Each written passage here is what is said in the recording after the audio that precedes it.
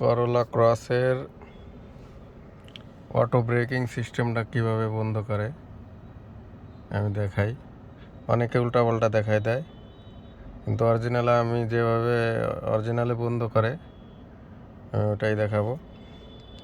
প্রথমে সেটিংয়ে যাবেন, এই যে সেটিং আছে এখানে, যে কয়েকটা অপশন আছে, এই যে সেটিংয়ে যাবেন। সেটিংয়ে গিয়ে সেটিংয়ের ভিতরে ঢুকবেন। এই যে এখান থেকে কন্ট্রোল, সব কন্ট্রোল হবে এখানে। আর ভিতরে এই যে পার্কিং পিসিএস, এটা হচ্ছে অরিজিনাল অটো ব্রেকের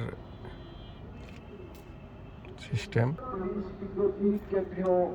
এটাই অটো ব্রেক অন অফের সিস্টেম এটাই। আর এখানে যে সেটিংগুলো আছে, এটা হচ্ছে এই যে বিভিন্ন, এই যে এখানে পিছনে মানুষ আসলে এটা অফ করলে অফ হবে, ব্রেক হয়ে যাবে।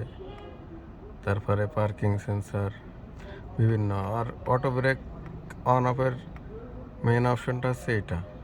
এখানে এসে চাইপে ধরবেন, চাইপে ধরার পর এই যে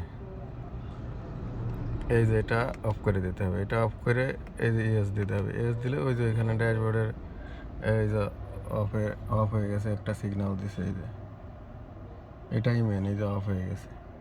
আবার এটা যদি এটা প্রতিবার গাড়ি অফ করে অফ করার পরে স্টার্টে নিলে গাড়ি অটোমেটিক এটা বন্ধ হয়ে যায়। এটা প্রতিবার অন করে নিতে হবে। প্রতিবার অন করে না নিলে আপনি